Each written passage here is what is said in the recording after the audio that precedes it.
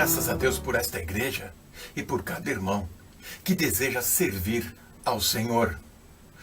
No nosso estudo, Colossenses capítulo 3, no verso 13, suportando-vos uns aos outros e perdoando-vos uns aos outros.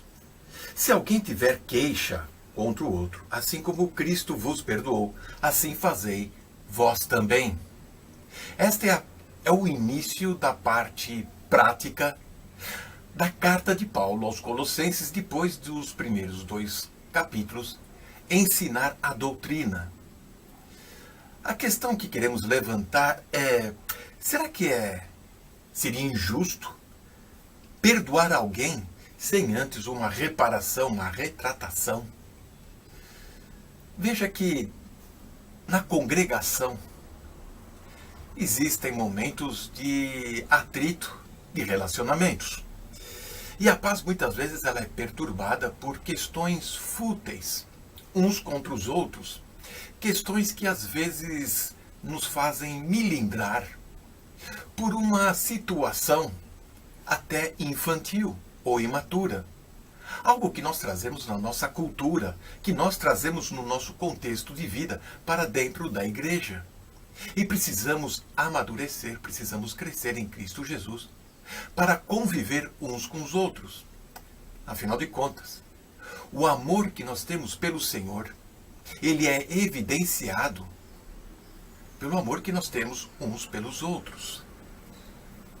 Veja que em Efésios, capítulo 4, no versículo 31 e 32, que é a carta gêmea de Colossenses. E justamente neste versículo existe o espelho, o reflexo daquilo que aconteceu também na igreja em Éfeso. Lá em Éfeso, no capítulo 4, reflete então a graça de Deus nesses versículos 31 e 32, capítulo 4. Aqui, Colossenses capítulo 3, no verso 13, vai refletir então a glória de Cristo. Qual a diferença? A questão aqui que é o tema da carta toda de Paulo a esta igreja. Cristo em tudo. Cristo é tudo, e assim tem que ser na nossa vida, em pequenas questões, em pequenos gestos também. Vamos ver, portanto, que esta palavra que aparece aqui no versículo 13, que tem essa tradução queixa, quem tem queixa um com o outro, ela vai aparecer também em Romanos, no capítulo 9, lá no versículo 19, de queixar-se da falha, queixar-se, talvez uma briga, seria uma tradução. Mas o contexto melhor para esta palavra e o seu sentido original é colocar a culpa em, ou seja, culpar o outro. Por questões de pouca importância, tudo começa assim, como aquela bola de neve, começa insignificante, aquilo vai crescendo. E começamos a culpar o outro por uma situação. Ah, a culpa é do fulano que chegou atrasado. A culpa é de ciclano que não trouxe. A culpa é de Beltrano que não veio. E nós começamos então uma relação em atrito.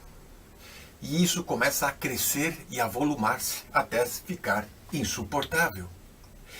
Muitas pessoas vão usar a desculpa no lugar do perdão. Agora veja que a dificuldade de perdoar e a dificuldade de pedir perdão é a mesma, pois ambas estão amarradas ao orgulho e precisamos trabalhar esta questão. Dar justificativas e desculpas, muitas vezes, vai avolumar o problema e vai ficar pior a situação. Vamos a alguns exemplos práticos, já que é uma parte prática da carta de Paulo. Aquilo que geralmente pode acontecer no nosso meio. Dando desculpas. Alguma vez você já falou algo assim? Não acho que tenha errado, mas lamento muito que a minha atitude tenha te magoado. Não tive intenção de ofender ninguém, muito menos você, nessa questão. Mas mesmo assim peço desculpa, vai. A sua atitude me deixou sem alternativa. Do jeito que você fez, A minha reação só poderia ser aquela. Outra frase para se desculpar. Outra, não era minha intenção, mas se magoei você, se você é tão sensível assim. A lista pode ser interminável, com tantas desculpas e justificativas que nós damos numa situação para tentarmos sair ainda com uma certa elegância. Mas estas respostas só vão piorar o relacionamento. Mesmo porque o engano, ele é a especialidade do ser humano. Este auto-engano, ele sempre promove a discórdia, a inimizade e esfria o amor, que é a marca do cristão. Conhecereis que sois meus discípulos se tiverdes amor uns pelos outros. João no capítulo 13. Todas estas desculpas que nós costumamos a dar numa situação, no fundo, ela quer dizer o seguinte: olha, na verdade, a culpa é sua mesmo e eu não tenho nada a ver com isso. Dizemos isso. Eu não errei, mas se te ofendeu e se você é assim tão imaturo e infantil, te desculpo, mas a culpa é tua. Se eu não tive a intenção de forma alguma, você deveria ter maturidade para perceber isso. Esse tipo de comportamento, de reação, mesmo que calado, sem dizer muita coisa, mas demonstrando por atitudes, só vai avolumar e distanciar uns com os outros e contaminar toda a congregação. E perceba, eu digo congregação porque estamos congregados num único alvo: louvar e adorar ao Senhor que nos resgatou das trevas. Uma comunidade é algo que todos vivem perto, cada um buscando seus próprios interesses. Uma comunidade de favela, uma comunidade de bairro, uma comunidade de clube, cada um está lá por seus interesses. Uma congregação, todos nós estamos lá pelo interesse de Cristo. É difícil perdoar quando nós colocamos a nossa atenção naquele fato específico que nos magoa ou que nos machuca. É aquele pisão no pé que pega bem no calo e isso nos incomoda. E nós colocamos tanta ênfase nesta ferida que ficamos presos a ela. E os dias vão passando e sempre vamos trazer à memória aquele fato que ocorreu lá atrás. E aí nós vamos começar a disseminar o fato aos outros e vamos começar a contaminar todo um ambiente por aquilo que aconteceu e continua a nos incomodar. E não desfrutamos mais do presente, não conseguimos mais projetar o futuro porque estamos presos no passado. E quem não perdoa fica preso no passado. Sim, perdoar tem um preço, mas também perdoar tem um benefício. Quando nós não perdoamos, o que acontece quando nós não perdoamos é que nós não estamos enxergando o benefício do perdão. O que ele traz para nós é muito importante. João capítulo 21, no verso 15, é um episódio importante onde o Senhor Jesus, ressurreto, aparece na praia e os discípulos estão pescando ao mar. E quando Jesus se aproxima dos discípulos e vai conversar com Pedro, aquele que o negou 3 vezes, o Senhor não foi colocando o dedo em riste a Pedro dizendo: poxa, você me negou, você fez isso, você fez aquilo outro, você deveria se envergonhar. A atitude de Jesus, o gesto de Jesus, já mostra perdão. Ir ao encontro daquele que o ofendeu. Veja que os discípulos todos refutaram. Cada um fugiu para o seu lado na hora que mais o Senhor precisava dele. Isso na ótica humana. Veja que o Senhor Jesus, ao aproximar-se de Pedro e perguntar se Pedro o ama de fato e de verdade, isso já demonstra perdão. Essa iniciativa que o Senhor toma é um benefício do perdão que traz libertação. Talvez Pedro estava em conflito com a sua consciência e com aquele sentimento de culpa que o levava a fundo numa depressão sem medida. Mas este gesto do Senhor acabou trazendo libertação, liberdade, paz para o coração. E o nosso coração precisa estar em paz, perdoando o ofensor, seja ele quem for, e seja ela a ofensa, qual seja. Preparar o nosso coração para o perdão, pois caso, de repente, o ofensor apareça arrependido, contrito, estejamos prontos a perdoar. Hebreus, no capítulo 12, no versículo 15, tendo cuidado de que ninguém se prive da graça de Deus e de que nenhuma raiz de amargura brotando vos perturbe, e por ela muitos se contaminem. Quando eu sou ofendido, eu devo perdoar imediatamente o meu interior, o meu coração, para que não venha crescer raiz de amargura, de raiva, de ressentimento e o pior, contaminar assim também todos os que estão à minha volta, seja em casa, na família, ou mesmo dentro da igreja. Guardar esse ressentimento cria uma raiz que nos prende no passado e que nos leva a fundo. Observe alguns exemplos. Jesus, em Lucas 23, no verso 34, mesmo na cruz, demonstrou perdão. Pai, perdoa-lhes porque não sabem o que fazem. Em Atos, no capítulo 7, no versículo 60, Estevão estava sendo questionado e apedrejado. Senhor, não lhes imputes este pecado. Demonstrando amor mesmo diante daqueles religiosos à volta dele. José, quando estava no Egito, em Gênesis, capítulo 50, já no final do livro, no verso 15 a 21, depois da morte de Jacó, os irmãos, com ressentimento, ainda com amargura, tão preocupados, foram até José, e José demonstra com atitude que ele havia perdoado. A iniciativa do perdão nem sempre vem do ofensor.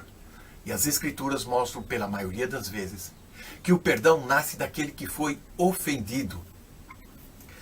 Romanos 3, no verso 22, sempre a iniciativa é do Senhor.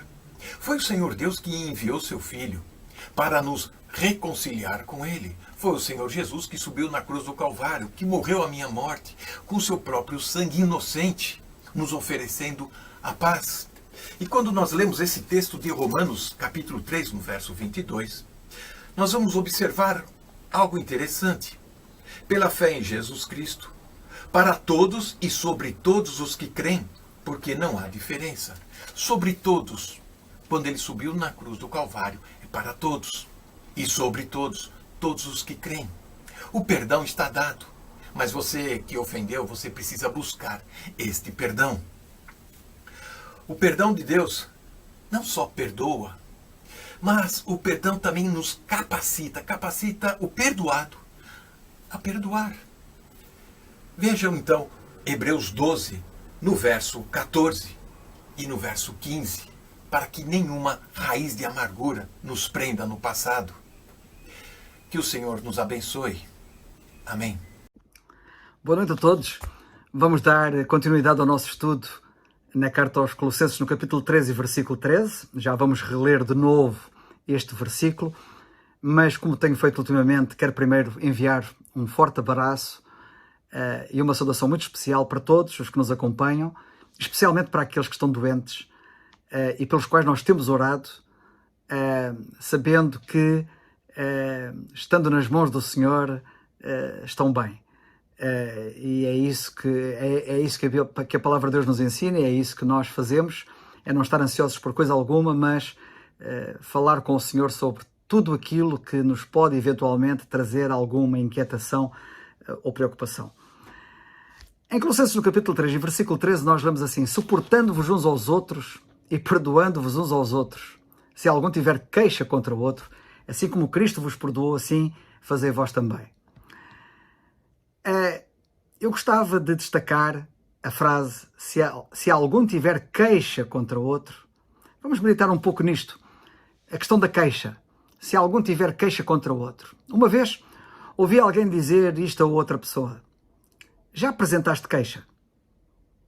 E a resposta que eu ouvi da parte da pessoa a quem a pergunta foi endereçada foi esta: tenho andado tão atarefado, que ainda nem tive tempo de apresentar queixa. Sim, quando nós estamos atarefados, não temos tempo para nos queixar. São os ociosos, os que nada fazem, são esses que normalmente se dedicam ao queixume. Porque aqueles que estão ocupados e atarefados, empenhados, apaixonados na obra, esses não se queixam. Se porventura te surpreenderes a ti mesmo com o espírito de queixume, sabe que não andas ocupado quanto deverias andar ocupado. E é motivo de reflexão para ti. É o estar envolvido, é o estar ocupado, é o estar empenhado, é o estar consagrado na obra de Deus que fecha as portas ao queixume, e não apenas ao queixume, mas ao pecado em geral. O ócio, como alguém disse, é realmente a oficina de Satanás. Cuidado, pois, com o ócio, cuidado, pois, com o não ter nada que fazer. Uma carroça carregada, muito carregada, uma vez ia por uma estrada rural puxada por uma parelha de bois. As rodas que estavam nos eixos, que se moviam sobre os eixos da carroça, rangiam por todos os lados, fazendo uma chiadeira tremenda. Gemiam verdadeiramente de forma impressionante, à medida que os bois puxavam a carroça e ela ia em movimento. Um dos bois perguntou ao outro: ei, por que fazem as rodas tanto barulho? Nós que estamos a aguentar com todo o esforço de trabalho, nós é que nos devemos queixar, não as rodas, não achas? Aqueles que mais reclamam na igreja são de facto aqueles que menos fazem, como aquelas rodas que chiavam. E aqueles que menos se queixam são aqueles que mais trabalham, como aquela parelha de bois. O dom do queixume, e eu quero dizer aqui o dom do queixume entre aspas, parece ser dado abundantemente a quem não usa os dons que Deus dá. São os que não usam os seus dons, que os embrulham e guardam num lenço, para utilizar a linguagem bíblica dos evangelhos, que eu gosto de chamar a esse lenço mortalha, porque a pessoa pega nas minas, ou nos dons, ou nos talentos, e enterra-os embrulhados nessa mortalha, nesse lenço, que não deixa de ser uma mortalha porque é enterrado. São esses que mais se queixam. Esta história da carroça faz-me lembrar a realidade da carroça quando ela está carregada e quando ela está vazia. Quando a carroça está vazia, faz muito barulho quando se põe em movimento. Mas quando a carroça está carregada, bem pesada, ela não faz barulho nenhum, ou pelo menos não faz tanto barulho, porque de facto quando ela está descarregada é quando ela treme por todos os lados e faz muita estridência. E quem se queixa, convém aqui dizer, é quem revela também o quão vazio está espiritualmente. De facto, os que se queixam são os que estão com um vazio enorme. São aqueles que nada fazem e são aqueles que espiritualmente estão com um grande vazio. Sim, são os que nada fazem, que normalmente mais reclamam. E nada fazem por estarem vazios. Alguns nem o mínimo que seria esperado fazem. Por exemplo, sabem o que é que eu considero o mínimo? Contribuir financeiramente, por exemplo. Uma família, imaginem isto, regressa à casa depois de se ter reunido com a igreja num domingo. O pai começa a reclamar, durante a viagem para casa, no regresso, do sermão ter sido muito longo e também disse que o sermão tinha sido muito enfadonho. A mãe, reclamando também, queixando-se também, disse que o organista tocou muito alto. A irmã mais velha disse que o solista cantou desafinado. E até a avó também reclamava no carro quando ela disse que não conseguia ouvir o sermão.